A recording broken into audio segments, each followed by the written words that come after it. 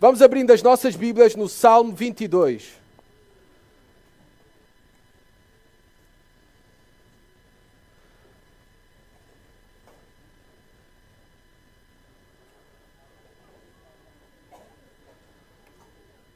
Então, vocês sabem que para este fim de semana tivemos um tema de uma série de sermões, iniciando na sexta-feira, e o tema geral foi os brados da cruz, os clamores da cruz de Jesus Cristo.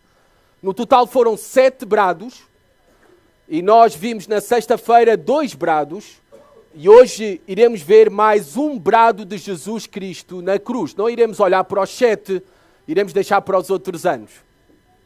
Hoje, especificamente, vamos olhar então para o brado de angústia que antecedeu a vitória. E vocês vão ter o auxílio do PowerPoint, porque Salmos tem uma estrutura poética que é muito difícil acompanhar. E eu creio que vocês poderem acompanhar o sermão de uma maneira visual esta manhã, por muito que eu não goste do PowerPoint, porque me distrai a mim, mas vai-vos ajudar a vocês a entenderem o seguimento daquilo que estamos a estudar. Iremos então ouvir este brado de Jesus que veio do seu coração e que antecedeu a sua grande vitória. Vamos ler agora o mesmo salmo que Jesus orou na cruz. O mesmo salmo que Jesus bradou antes de dar o último suspiro: está consumado. E isso foi há cerca de 2000 anos atrás. Este é um salmo glorioso sobre o Cristo sofredor, mas também sobre o Cristo vencedor.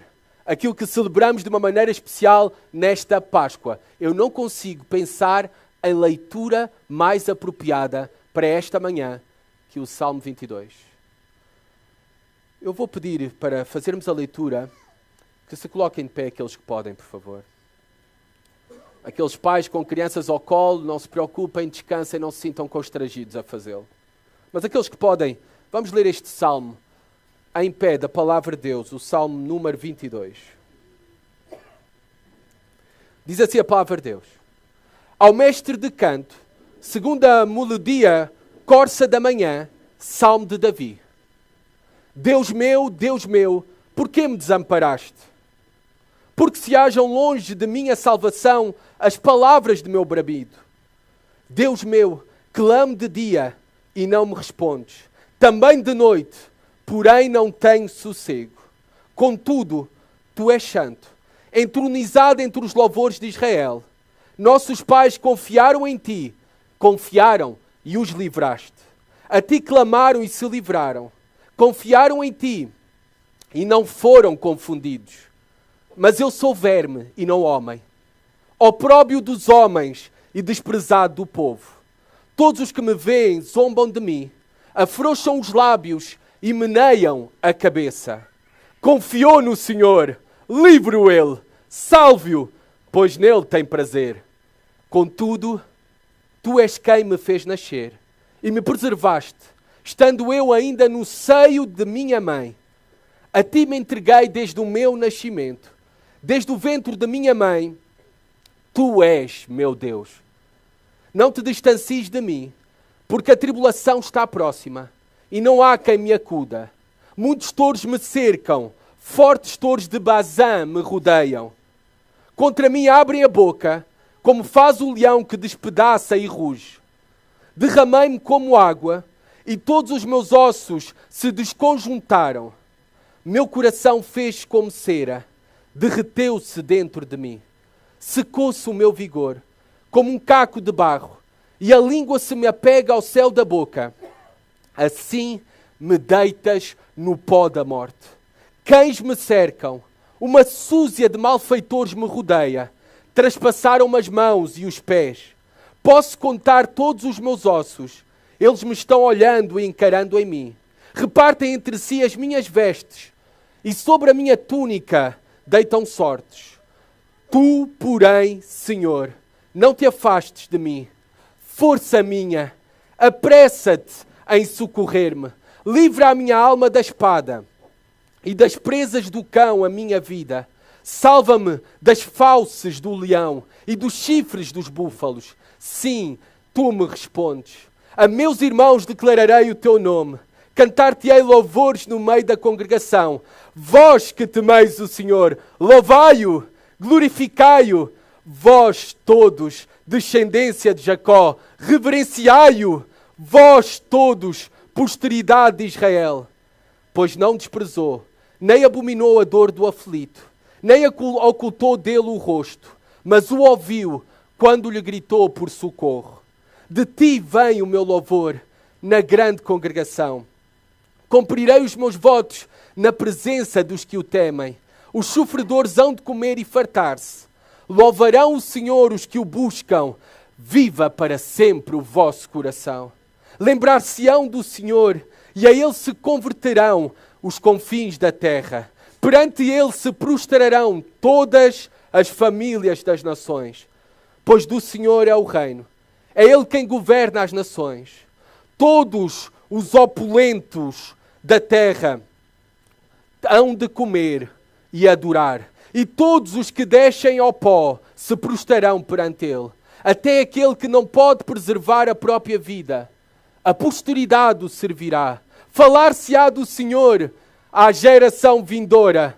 Hão de vir anunciar a justiça dele ao povo que há de nascer. Contarão que foi ele quem tudo fez. Senhor, louvado sejas tu, Pai.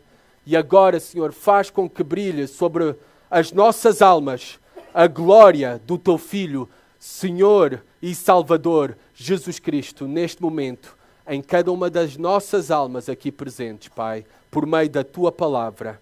Amém. Podem sentar-se, amados irmãos. Este salmo é o primeiro de uma triade de 3 salmos messiânicos. O Salmo 22, começa aqui, o Salmo 23, famoso salmo conhecido por todos nós, e o Salmo 24. Bem, estes salmos, respectivamente, o 22 apresenta o Cristo. O Cristo é a palavra grega para Messias, o ungido, o Salvador prometido, para salvar o pecado do seu povo. O Salmo 22 apresenta então a Jesus Cristo, o Messias, como Salvador. O Salmo 23, vocês sabem que vai apresentar a Jesus Cristo como o bom pastor, o pastor. E o Salmo 24 vai nos apresentar a Jesus Cristo como o Rei dos Reis. Ou também nós podemos dizer que o Salmo 22 apresenta-nos a Jesus Cristo como o bom pastor que dá a sua vida pelas ovelhas. O Salmo 23 apresenta-nos o fiel pastor que é com as suas ovelhas em todo o tempo e em todo o lugar, inclusive nos vales da sombra da morte. E o Salmo 24 nos apresenta o supremo pastor, o rei pastor, que virá um dia para reinar sobre todas as suas ovelhas, sobre todos o seu povo, sobre todas as nações que se converterão a ele. O Salmo 22 que acabamos de ler é sem dúvida um dos salmos mais fascinantes de toda a Bíblia. É difícil dizer isso de algum capítulo, de algum salmo, tudo é fascinante na palavra de Deus. Mas este é um salmo glorioso, conhecido como um salmo messiânico, um salmo profético. O chamamos assim salmo messiânico e profético porque tem nele características, descrições, eventos que se cumprem ou que já se cumpriram na pessoa de Jesus Cristo. Tanto na sua primeira vinda, que é isso que fazemos memória agora na Páscoa, a sua vida, a sua morte e a sua ressurreição, mas também é um salmo profético, porque aponta não apenas para aquilo que já se cumpriu, mas também para aquilo que ainda está por se cumprir na sua segunda vinda. Tudo isto tens aqui neste salmo. Temos aqui no Salmo 22.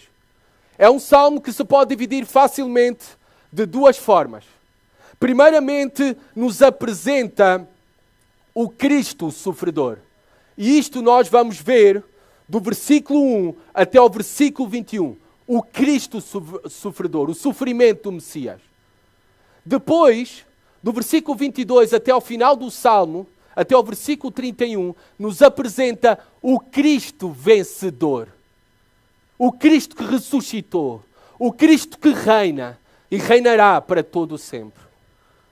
Então, resumindo, só por esta divisão do Salmo e pela leitura que nós já realizamos do mesmo, nós sabemos que ele tem a mensagem que na verdade nós celebramos nesta Páscoa. Porque a nossa Páscoa é Jesus Cristo.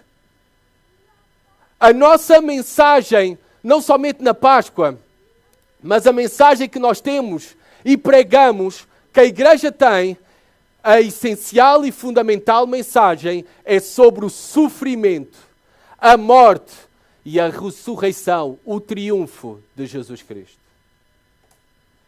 Então vamos olhar de maneira mais detalhada para este salmo. São 31 versículos. Não pensem que vamos olhar para cada um dos 31 versículos de forma exaustiva. Senão não sairíamos daqui.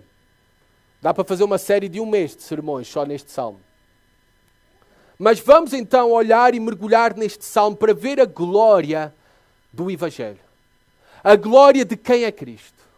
A glória daquilo que Cristo fez. E a glória daquilo que Cristo fará. Primeiramente, o salmo se inicia da seguinte forma. Ao mestre de canto, segundo a melodia, corça da manhã, salmo de Davi. Estes títulos são inspirados. Estes títulos são parte da palavra de Deus. Por isso é que eu tenho a preocupação sempre de citá-los e de ler os mesmos. Mas é verdade que estes títulos são misteriosos para nós. Nós não sabemos ao certo o que se tratava, apenas podemos identificar que este era um salmo que se transformou em cântico e que tem o autor claramente definido, identificado, que é o rei Davi. E que este salmo é uma oração pessoal do rei Davi.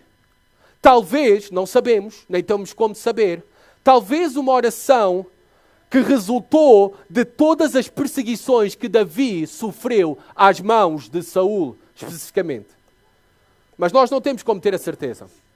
Mas aqui está revelado o coração de Davi por toda a angústia, todo o sofrimento que ele tinha passado, e ele então orou ao Senhor, e ele escreve essa oração, e ele escreve também a resposta à sua oração, ao seu lamento. Mas, como já bem sabemos pelo nosso estudo no livro de Salmos, Davi mistura nos seus salmos, mistura o seu testemunho pessoal com o testemunho do espírito de profecia que ele tinha. Pedro diz isso mesmo sobre Davi. Chama o rei Davi como profeta em Atos, capítulo 2, se eu não estou em erro.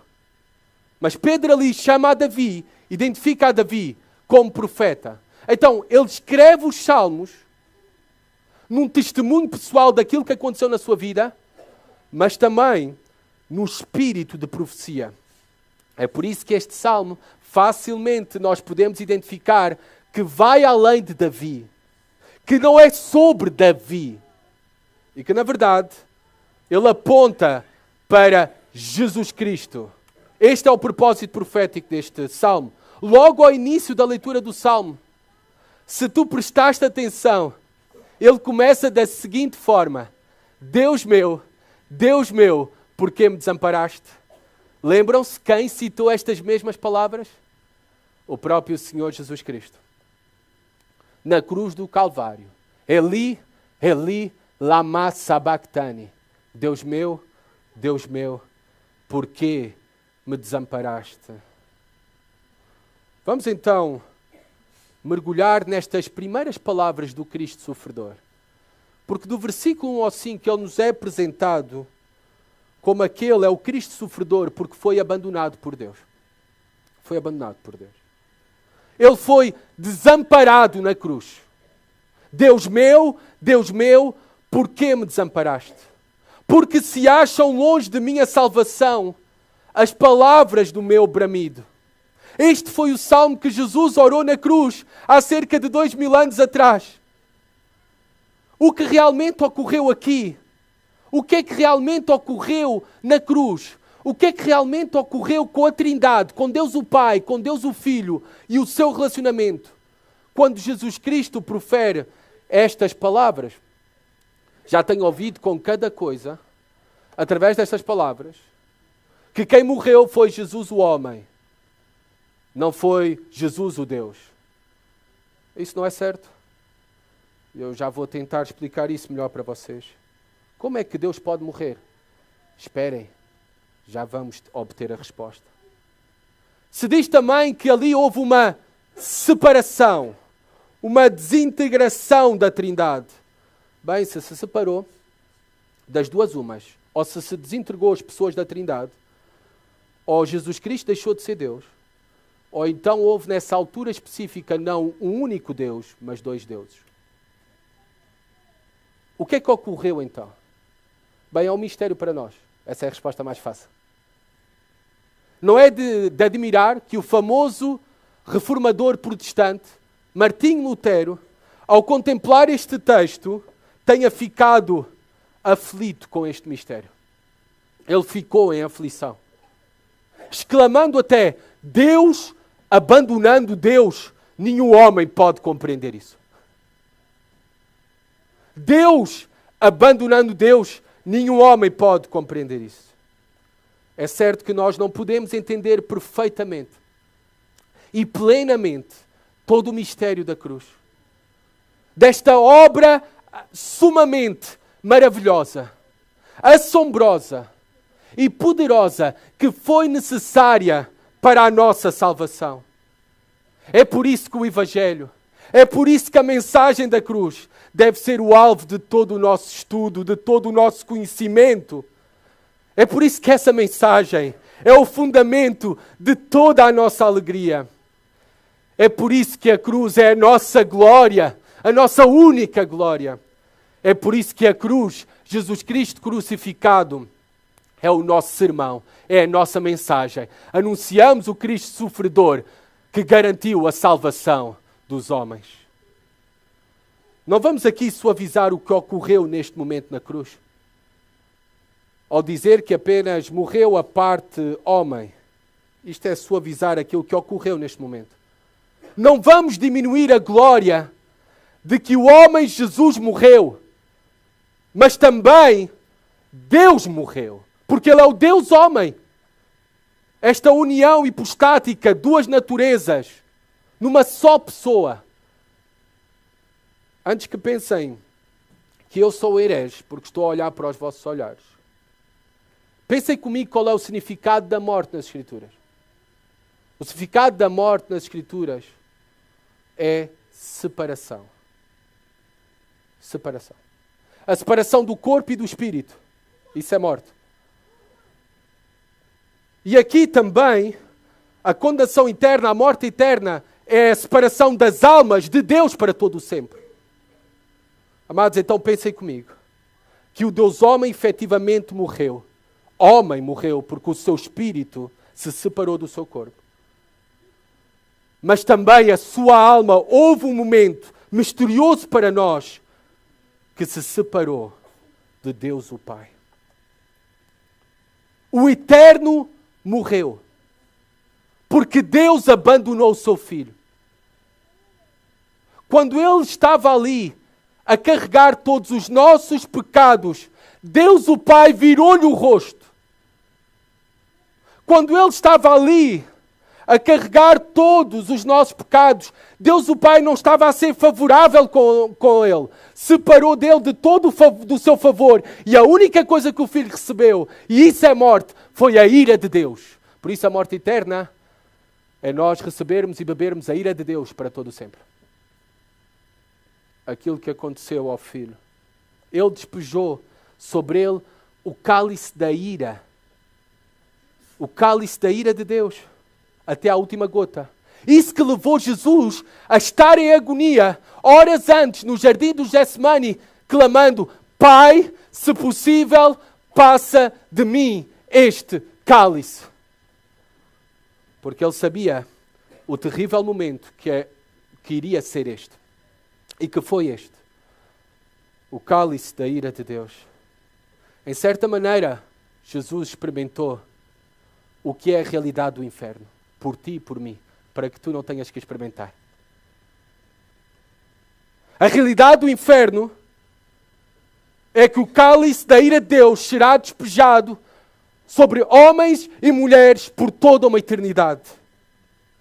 E naqueles momentos da cruz, especificamente durante 3 horas, do meio-dia às 3 da tarde, numa sexta-feira, o sol desapareceu, as trevas reinaram, como um sinal de juízo, porque trevas é um sinal de juízo de Deus. E ele experimentou ali a realidade do inferno, da separação de Deus o Pai e da única coisa a receber de Deus o Pai, a ira por todos os nossos pecados. Não foi por apenas um homem, mas pensem que sobre ele repousou os pecados de todos os homens, de todas as gerações. Ele experimentou o inferno naquelas horas, para que nós não tenhamos nunca que o experimentar. Imagina que aquele que nunca pecou, o santo dos santos, se fez maldição por nós. Imagina que aquele puro, como não há nenhum outro ser, carregou e foi sujo com os nossos pecados. Sofreu as consequências legais, nesse sentido, dos nossos pecados. Nele foi imputado toda a mentira, legalmente. Nele foi imputada toda a calúnia, todo o orgulho, toda a inveja.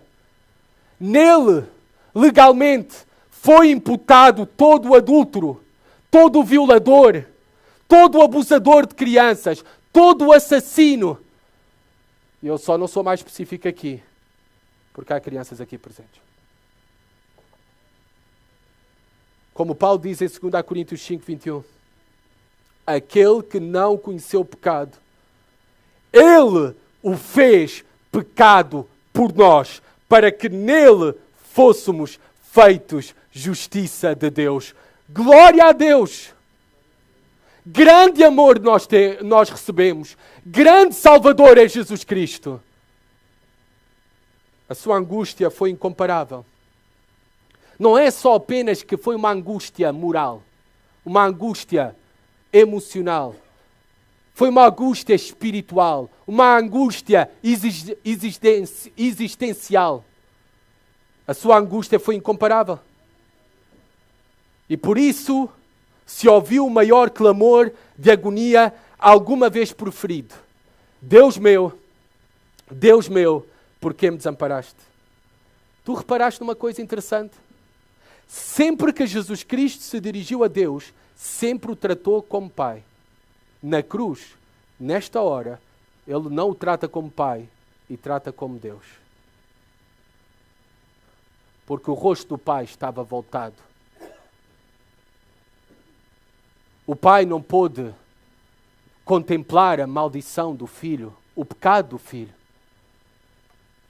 Isto é algo inexplicável para nós. Isto nunca tinha acontecido em toda a eternidade. Foi isto que angustiou ele profundamente, apesar de bem saber que para ele e para isto, ele veio. É por isso que não há dúvida, para as nossas almas, povo de Deus, igreja de Deus, não há dúvida que a cruz é o melhor sermão sobre o amor de Deus por nós. A cruz é o melhor sermão sobre o amor de Deus por nós. E não pensemos só também que só Jesus Cristo nos amou ali na cruz. E o Pai estava contra o Filho e o Pai estava contra nós. Não, não! Lembra-te deste famoso versículo, João 3,16. Porque Deus amou o mundo de tal maneira, o amor no plano eterno de Deus, que deu o seu Filho. O Pai não está fora da equação na cruz. toda a Trindade, e este plano eterno de amor, de redenção, foi planeado por toda a Trindade.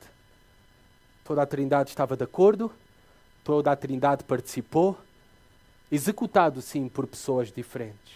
Na cruz, executado pelo Filho, terminando com as palavras: está consumado. Uma aplicação mais primária para nós.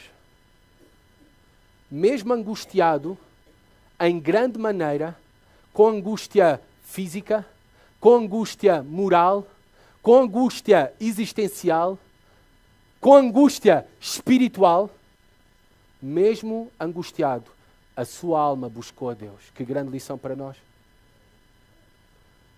Assim também foi com Davi. Essa é uma oração pessoal de Davi. Assim também deve ser contigo. Assim deve ser conosco. Não deixemos que as nossas emoções, que as nossas dores, que a nossa angústia governe sobre as nossas vidas.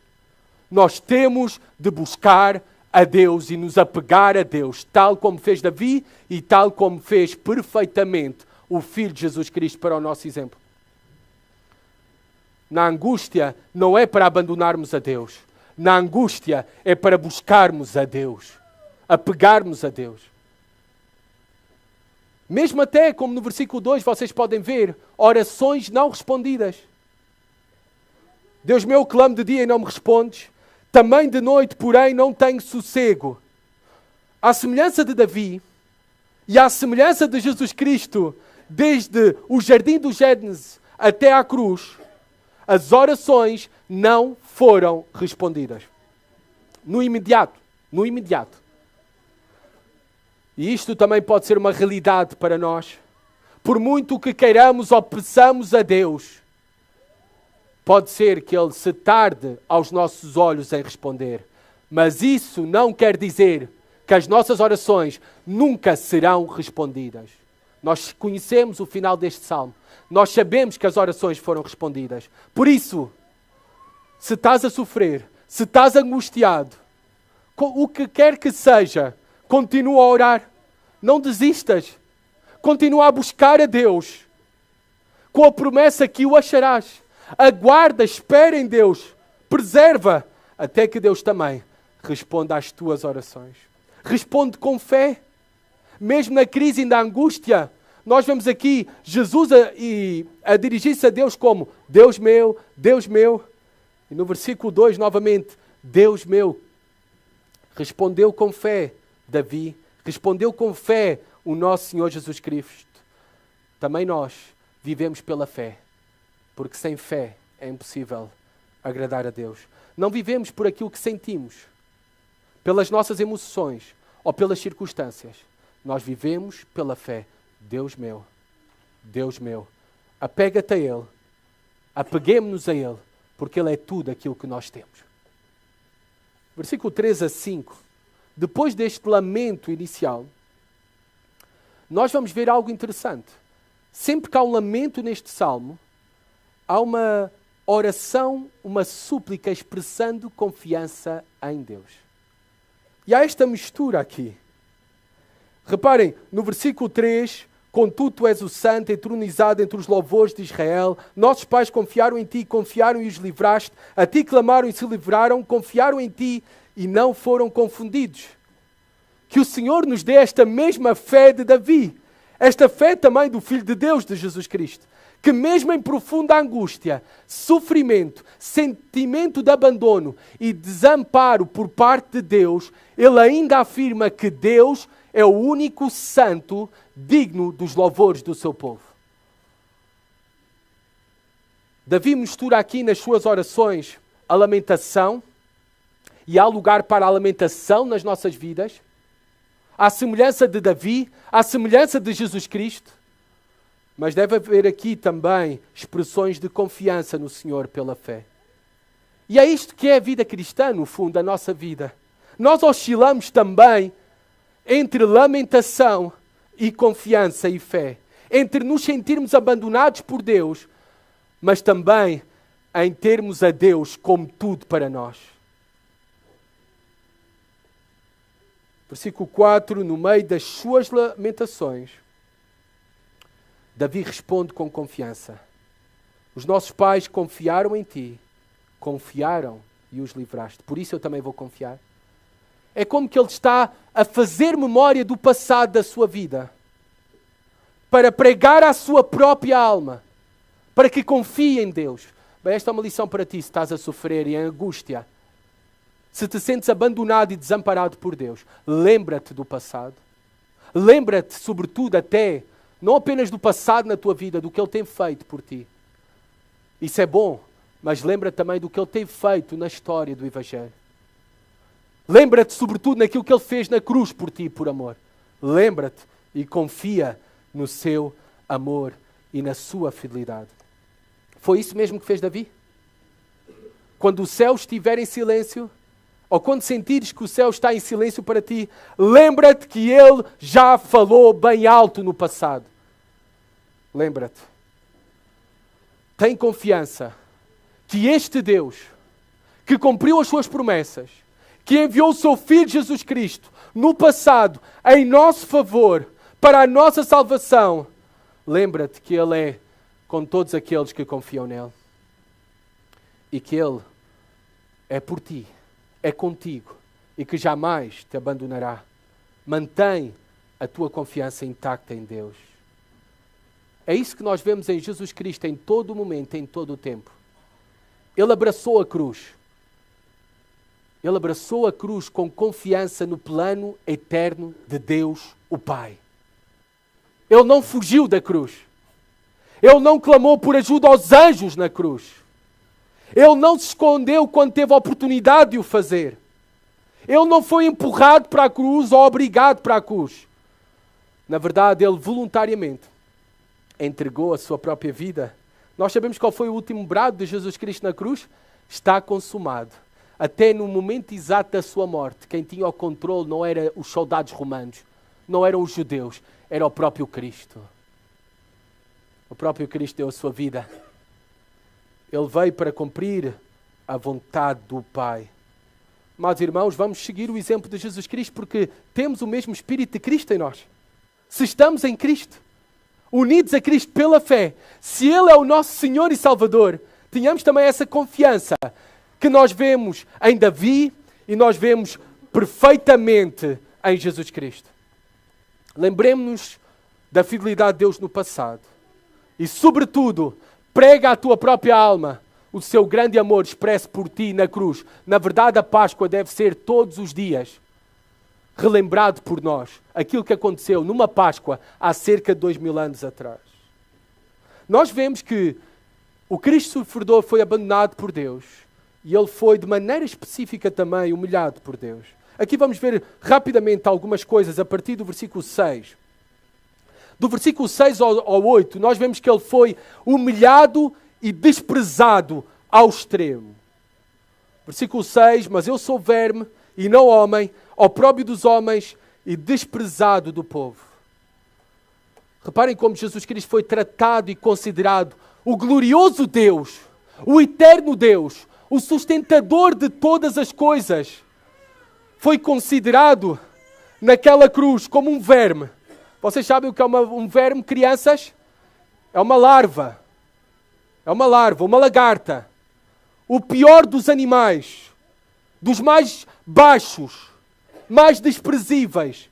Que muitas vezes tu, crianças, até tens medo de agarrar nele.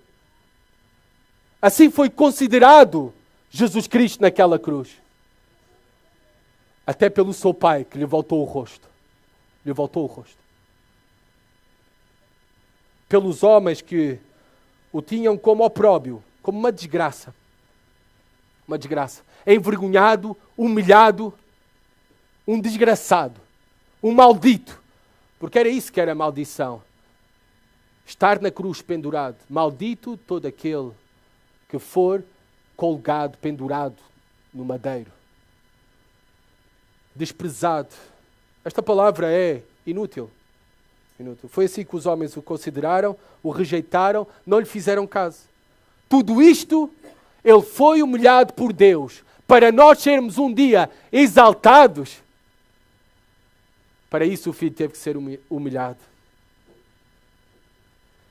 Amados, não pensem que Jesus era um homem qualquer para sofrer isto tudo. Nós é que somos homens comuns. Jesus Cristo sofreu isso tudo sendo o Rei dos Reis, o Santo dos Santos, o Senhor dos Senhores, o Rei glorioso. Mas foi considerado por os homens como um verme. E nós preocupados que os homens nos critiquem.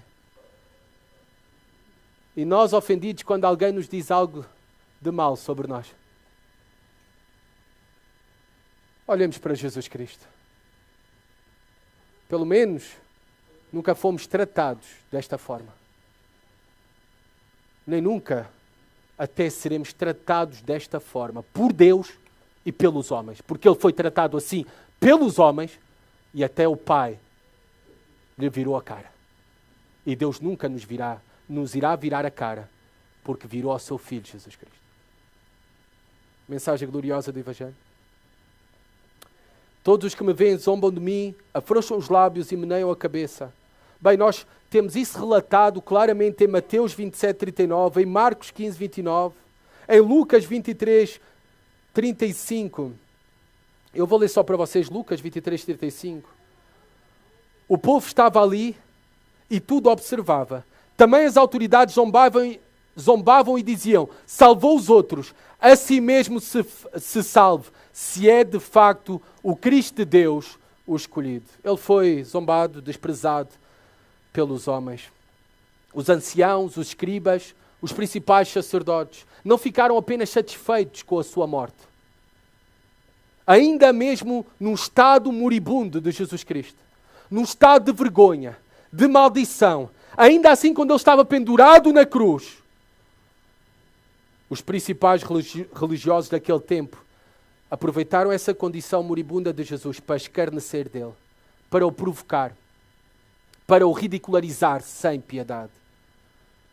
Se Jesus recebeu este tipo de tratamento, se ele foi esbofeteado pelos judeus, como vocês bem sabem, ali na casa do sumo sacerdote, se ele foi escarnecido pelos soldados romanos, se ele foi blasfemado por 2 vis ladrões, como acabámos de ver na sexta-feira passada, se ele foi ridicularizado sem piedade pelos líderes religiosos, se Davi também, que é o seu testemunho pessoal e profético, mas é pessoal sobre ele mesmo, também passou por isso, e tantos outros santos no passado, por que é que nós esperamos um tratamento diferente neste mundo?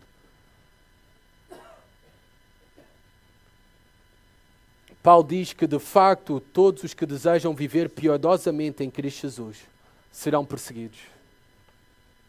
Se fizeram isto ao homem mais perfeito, àquele que não se podia achar pecado nele, ao que durante anos manifestou o seu poder extraordinário na cura de enfermos, na expulsão de demónios, na alimentação de multidões, na ressurreição de mortos, não te surpreendas se fizerem o mesmo contigo.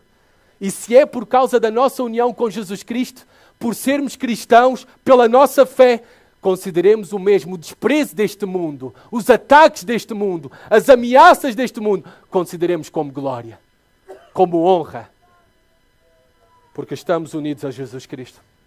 Assim fizeram com o nosso Senhor, assim também nós esperamos que façam connosco, e é glória para nós. Honra. Repara, depois desta lamentação, novamente Davi, do versículo 9 ao 11, expressa uma súplica, uma oração de confiança. Confiando no Senhor, por causa do seu agir no passado, na sua vida, para com Ele, especificamente. Versículo 9 ao 11. Contudo, tu és quem me fez nascer e me preservaste, estando eu ainda no colo da minha mãe. A ti me entreguei desde o meu nascimento. Desde o ventre da minha mãe, tu és o meu Deus. Na barriga também. Por isso ele clama: não te distancies de mim, porque a tribulação está próxima e não há quem me acuda. Ele prega à sua própria alma novamente a sua confiança no Senhor por causa do agir de Deus na sua vida para com ele no passado, desde que ele estava na barriga da sua mãe. Porque é de Deus que recebemos a vida, é de Deus quem nos preserva a vida, é de Deus do céu que vem todas as coisas. Mesmo até Davi, lembra-se, quando era um bebê frágil, um bebê de colo, que não podia pedir nada. Mesmo assim Deus o sustentou, mesmo quando ele não podia pedir nada. Amados, porquê duvidar de Deus? Porquê duvidar de Deus? Desde o ventre da tua mãe Ele te tem sustentado. Ele te separou para Ele e para os seus propósitos, desde o nascimento. No presente é verdade que nesta realidade em que nós vivemos, tal como Jesus Cristo, tal como Davi, nós podemos ser ameaçados.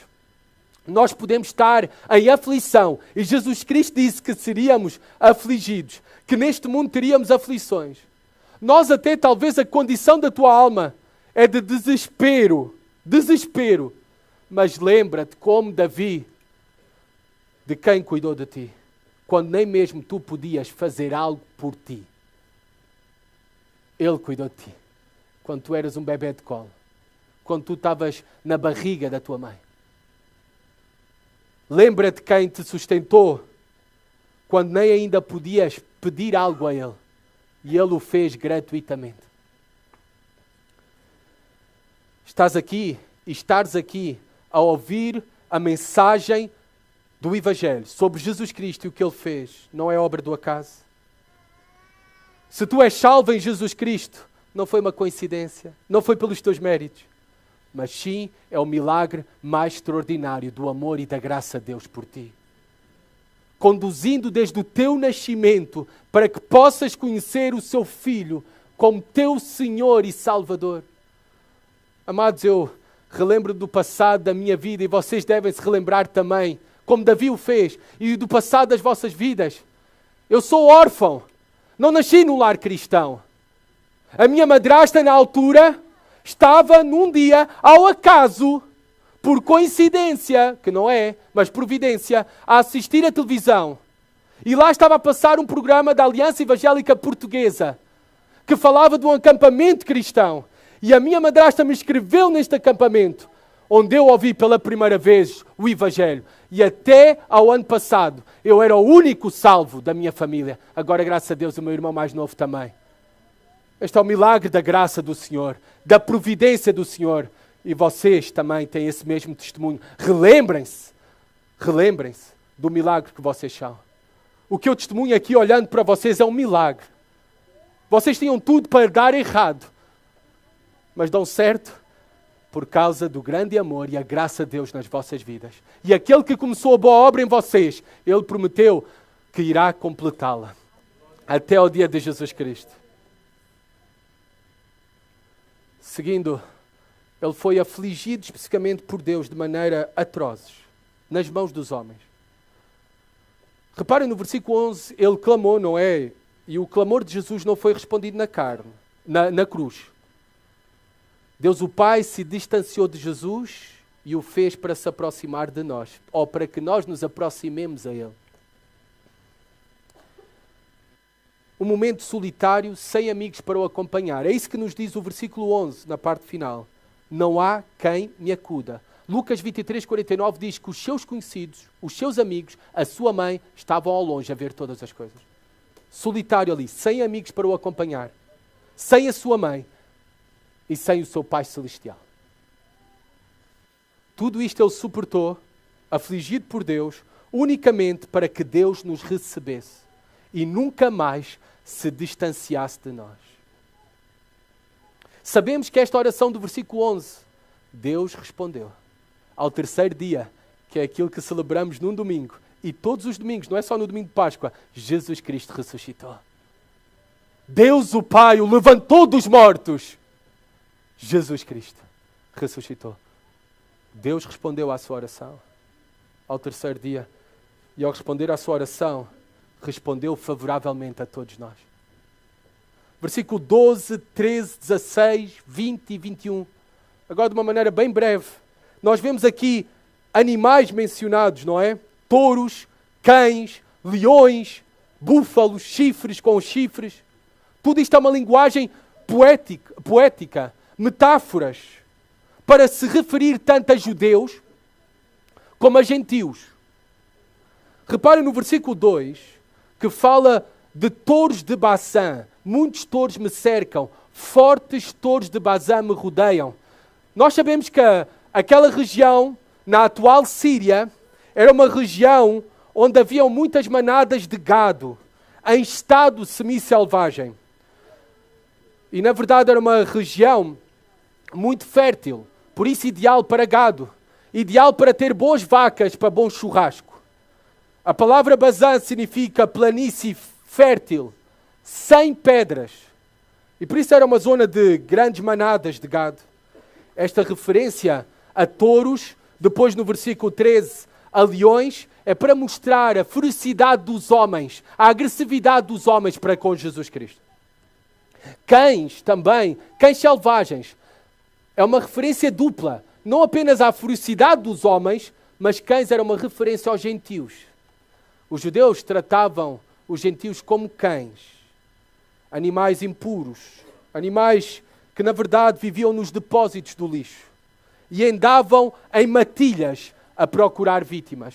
Bem, é esta linguagem metafórica que Davi apresenta para nós, daquilo que era a realidade dos seus inimigos, mas sabemos profeticamente também está a falar de Jesus Cristo. Ali na cruz, todos se uniram, saduceus com fariseus, os anciãos com os escribas, o sumo sacerdote, Pilatos, Herodes, até que estavam inimizados, todos romanos, todos os gentios, judeus, todos se uniram de forma agressiva para matar a Jesus Cristo. E isso para cumprir o plano de Deus, como nós bem sabemos. Amados, agora não pensem que... Por isso é que eu tive o cuidado de dizer gentios. Não apenas judeus e romanos. Mas eu disse gentios que estiveram e participaram na morte de Jesus Cristo. Nesta brutalidade e agressividade. E eu mencionei especificamente gentios para que tu te possas identificar também que tu estavas ali. Não penses que foram só judeus ou romanos a matarem Jesus. Tudo isto ele sofreu por culpa de portugueses. Tudo isto ele sofreu por culpa dos pecados dos brasileiros, dos angolanos, de todas as nações. Foi por causa do teu e do meu pecado que o santo que nunca conheceu pecado teve que experimentar as consequências mais amargas do pecado e o sofrimento mais atroz. E o versículo 14, 15, 17 e 18 fala deste sofrimento atroz na cruz. Eu sei que muitos na sexta-feira se impressionaram com o vídeo. A realidade foi muito pior. 14 e 15, reparem o que diz. Derramei-me como água e todos os meus ossos se desconjuntaram. Meu coração fez como cera, derreteu-se dentro de mim, secou-se o meu vigor como um caco de barro e a língua se me apega ao céu da boca. Reparem, o seu corpo foi esmagado. Mas não apenas o seu corpo foi esmagado, dilacerado, mas o seu espírito foi moído. E além disso, Isaías 53:10 diz que ao Senhor lhe agradou moê-lo. Dor do corpo e dor da alma. E nós sabemos que a pior dor não é a dor do corpo. A pior dor é a dor da alma. A dor da alma. Sede extrema teve aquele que oferece água viva. Teve sede extrema na cruz. Corpo flagelado e violentado. Miserável condição física, ao ponto que ele diz que conseguia ver os seus próprios ossos, no versículo 17. E versículo 18. Cães repartem de si as minhas vestes, e sobre a minha túnica deitam sortes. Claramente tudo isto foi cumprido, como aconteceu na crucificação, na execução de Jesus Cristo. E nós vemos relatado nos 4 evangelhos este acontecimento, que repartiram as vestes de Jesus. Mas novamente, ele termina com mais uma súplica de confiança no Senhor, por causa do seu poder e da sua fidelidade. Ele repara no versículo 19, diz: Tu, porém, Senhor, não te afastes de mim, força minha, apressa-te em socorrer-me. Versículo 21 termina com as seguintes palavras: Sim, tu me respondes. Sim, tu me respondes. No terceiro dia, aquilo que celebramos hoje, a resposta veio, triunfando sobre a morte, triunfando sobre Satanás, triunfando sobre o pecado, triunfando sobre o mundo. O Cristo sofredor se tornou o Cristo vencedor. O Cristo vencedor. A vida de Jesus Cristo foi primeiro a cruz, depois a glória. A nossa vida também é assim. Primeiro sofrimento, depois glória. Primeiro humilhação nesta vida, depois exaltação. Primeiro a morte, depois a vida eterna. Pela fé, nós podemos confiar que apesar de todo o nosso sofrimento nesta realidade caída e amaldiçoada pelo pecado, nós sabemos que seremos mais que vencedores por meio daquele que nos amou e já venceu por nós, porque Ele vive, Ele ressuscitou. Ele é o nosso Salvador vencedor, o nosso Cristo vencedor. E é desta forma que terminamos este salmo, olhando para Cristo vencedor. E brevemente nestes últimos versículos, nós vemos a realidade que Ele é o Cristo vencedor porque Ele é a razão da nossa adoração. Ele é a razão da nossa adoração. A meus irmãos, versículo 22, declarei o teu nome, cantar-te-ei louvores no meio da congregação. O autor da carta aos Hebreus vai citar este mesmo texto em Hebreus capítulo 2, versículo 12, falando que por meio do sofrimento de Jesus Cristo é que nós nos tornamos irmãos dele, filhos de Deus e irmãos uns dos outros. Por isso é que Ele é a única razão da nossa adoração. Por isso é que Ele é a razão principal da nossa pregação. Por isso é a razão de nós estarmos juntos nesta congregação. Por isso é sobre Ele que cantamos e é a Ele a quem oramos. A Jesus Cristo crucificado, mas a Jesus Cristo ressuscitado. Versículo 23, 24, este convite é para todos a adorarem o Cristo vencedor. Os que temem o Senhor, louvai-o, glorificai-o, reverenciai-o, vós todos, descendência de Jacó, posteridade de Israel. Este versículo é para nós. Não pensem que é só para o Israel étnico, porque a Bíblia fala do Israel espiritual, o verdadeiro Israel. Estamos unidos a Abraão e somos descendentes de Abraão por meio da fé. Unidos por meio de Jesus Cristo. Que de todos os povos Ele fez um só povo, a reconciliação nele e uns com os outros, em Jesus Cristo. Por isso é que este convite é uma adoração para todos nós. E também, versículo 27 a 29, Ele é o Cristo vencedor, porque é o Rei que reinará para sempre. O Rei que reinará para sempre. Lembrar-se-ão do Senhor, e a Ele se converterão os confins da terra. Perante Ele se prostrarão todas as famílias das nações, pois do Senhor é o reino. Pois Ele é quem governa as nações. Todos os fartos da terra, na verdade a expressão é literalmente todos os gordos da terra, hão de comer e adorar. E todos os que descem ao pó se prostrarão perante Ele, até aquele que não pode preservar a própria vida. Amados, nós sabemos que Davi não está a falar sobre ele porque ele nunca reinou sobre todas as nações. Este salmo é sobre o Cristo sofredor e aponta-nos para o Cristo vencedor. O Rei dos Reis. Ele que é efetivamente o soberano sobre tudo e todos, sobre as nações. Nada foge ao seu controle.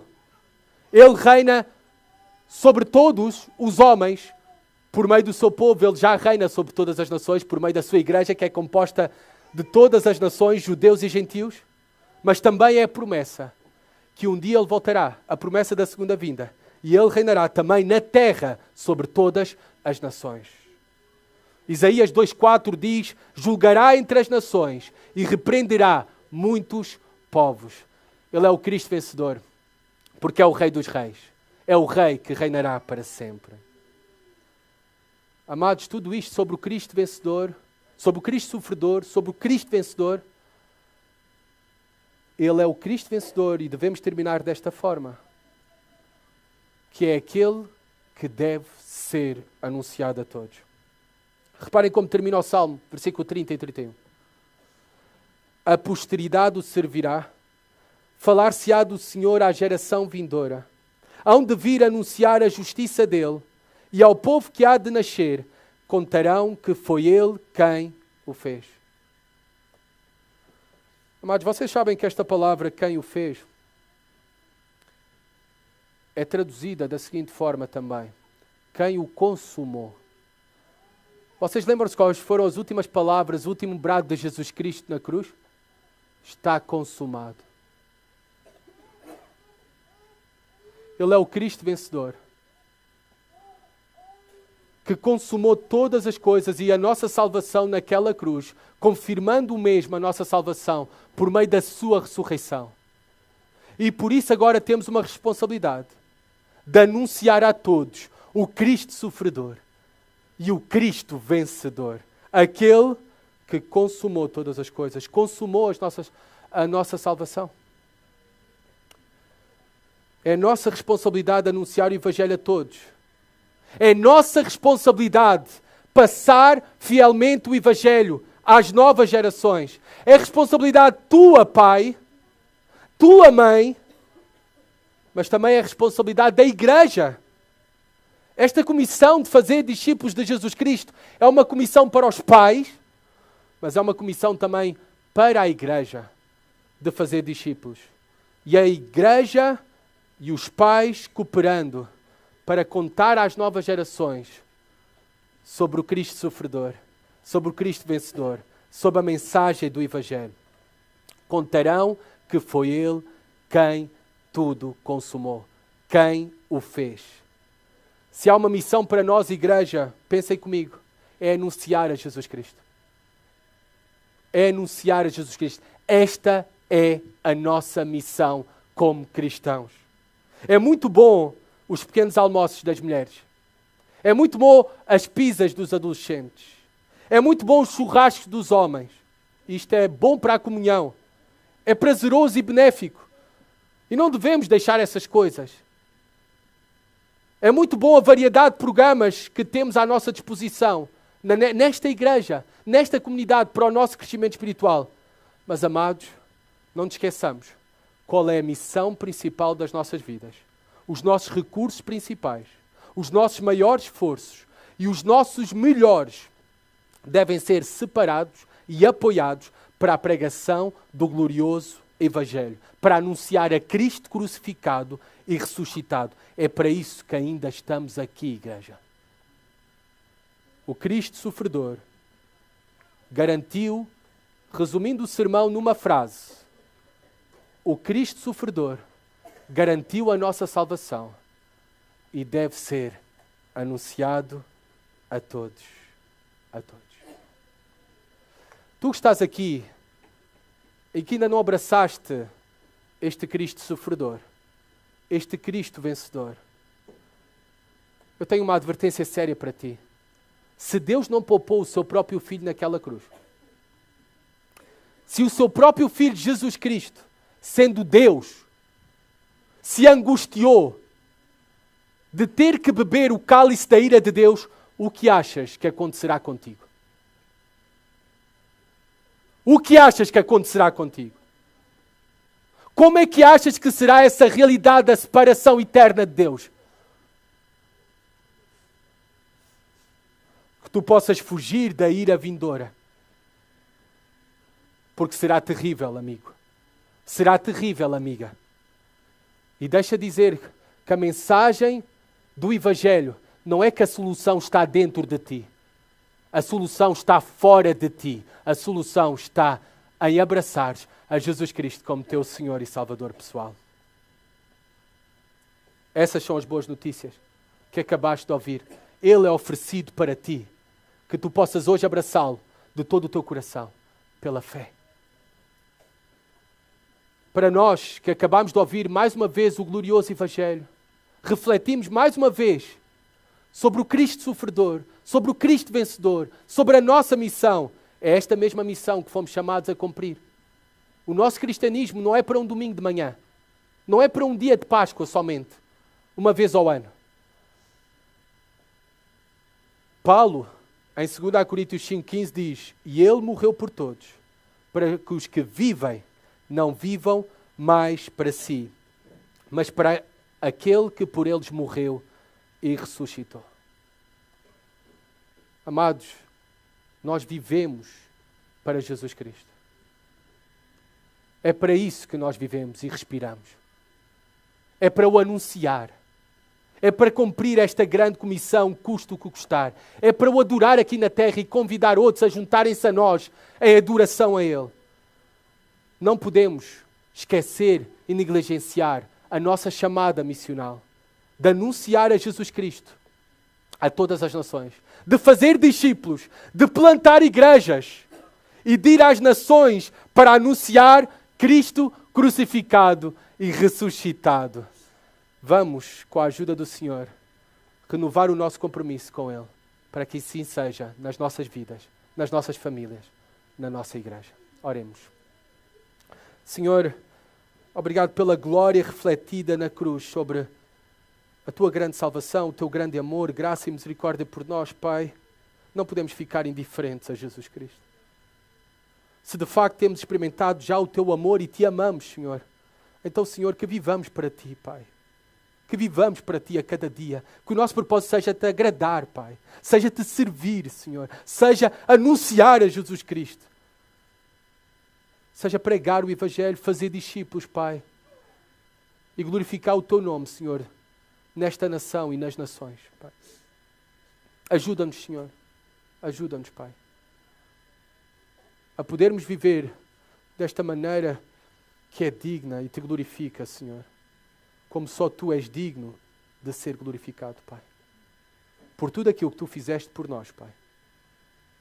Pedimos isso. No nome do Senhor Jesus. Amém.